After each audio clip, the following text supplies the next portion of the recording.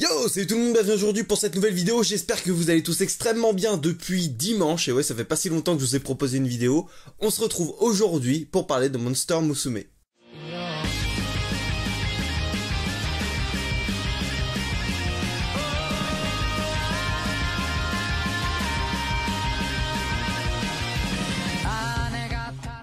Monster Musume est un manga sorti en 2012 au Japon, c'est un seinen, et il est de genre monstre, ecchi, romance, fantastique et comédie.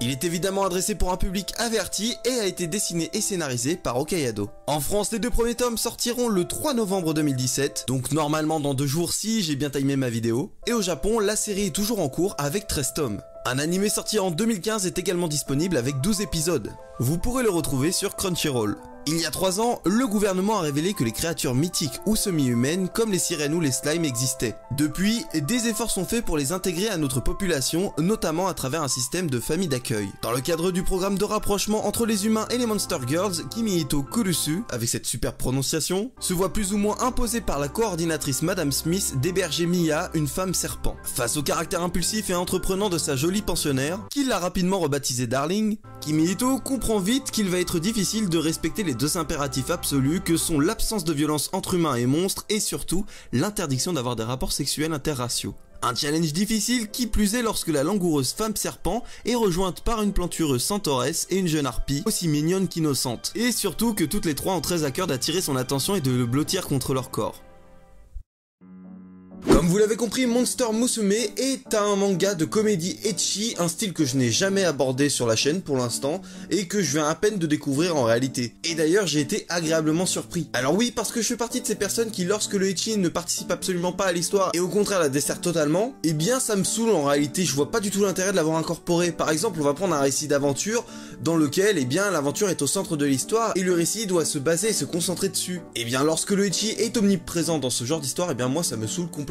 Mais je sais qu'il y en a d'entre vous qui kiffent peu importe la situation. Bande de petits coquins. Ou coquines. Mais lorsque le ecchi sert totalement le récit, même si certains pourraient trouver ça un petit peu excessif, moi je trouve ça tout à fait normal. Ici, on se retrouve avec une œuvre comique qui base justement ce comique sur le côté sexuel, et donc le ecchi est parfaitement approprié. Et d'ailleurs, Monster Musume est un enchaînement de situations comiques qui ont toujours réussi à me faire rire, et c'est pour ça que j'ai réellement kiffé ma lecture. Pour ce qui est des personnages, nous avons la femme serpent qui est Mia, Papy la harpie et Centaurea la centauresse. Elles représentent les 3 monstres du début hébergés chez Kimihito, et très rapidement, elles arrivent à être attachantes malgré leur côté complètement décalé qui sert évidemment les gags. En effet, dans ce monde, il faut savoir que les discriminations à l'égard des semi-humaines sont communes, et ceci nous est mis en avant dès le départ avec Mia dans la première partie du tome 1. Et c'est peut-être le seul ou l'un des rares points à la fois positifs et négatifs que j'ai pu trouver. En effet, le fait d'aborder un thème aussi difficile que la discrimination dans un récit comique peut poser problème pour prendre au sérieux cette thématique. Puisque lorsque la discrimination est abordée, quelques pages après, on a le droit de nouveau à une situation comique avec le même personnage qui pourtant était triste juste avant. Alors après, dans Monster Musume, c'est un petit peu plus compliqué que ça, puisqu'on est réellement triste pour Mia au moment où une certaine scène se produit au début. Donc l'effet fonctionne parfaitement. Alors oui, vous en doutez, c'est une scène de discrimination, je ne vais pas vous en parler plus parce que je vous laisse réellement la découvrir. Parce que personnellement, elle m'a touché. Le seul problème que j'ai réellement rencontré avec Monster Musume, ce n'est pas le fait que la thématique ait été mal abordée, mais c'est plutôt que c'est dommage de ne pas avoir insisté un petit peu plus dans les 2 premiers tomes. C'est vrai qu'il nous est souvent évoqué le programme d'intégration des semi-humains dans la société, donc forcément on sait que l'intégration n'est pas aussi simple que ça et donc que la discrimination est présente. Mais des scènes aussi poignantes que celle de Mia dans la première partie du tome 1, il y en a pas beaucoup. Donc le problème d'intégration n'est pas assez mis en avant à mon goût. Alors certes, comme vous l'avez compris, ce n'est pas réellement le propos de l'histoire, c'est plus une thématique sous-jacente. Mais c'était peut-être l'une des thématiques les plus importantes et les plus intéressantes, et pourtant dans ces 2 tomes, ça n'a pas été assez mis en avant à mon goût. Après, évidemment, on sait que le véritable but du récit est le comique, et à ce niveau-là, j'ai rien à dire, moi j'ai vraiment accroché.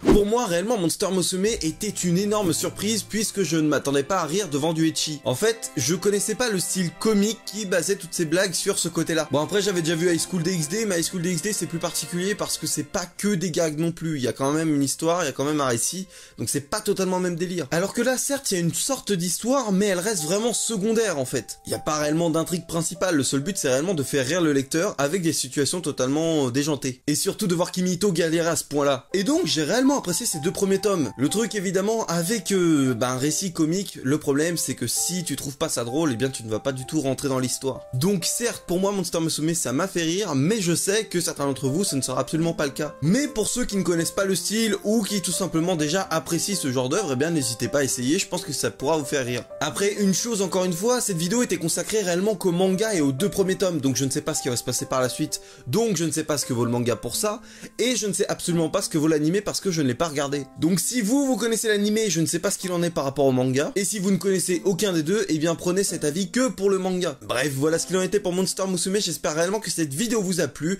et écoutez, eh bien le manga sort dans 2 jours, normalement si j'ai bien réalisé la vidéo au bon moment, normalement il sort le 3 novembre, et je vous retrouve normalement dimanche, s'il n'y a pas trop de galère parce que je serai à la Paris Games Week, pour une nouvelle vidéo, donc je suis pas trop sûr. Mais sinon, bref, ça arrivera la semaine d'après. En tout cas, je vous souhaite à tous de prendre soin de vous, et à très bientôt pour une nouvelle vidéo.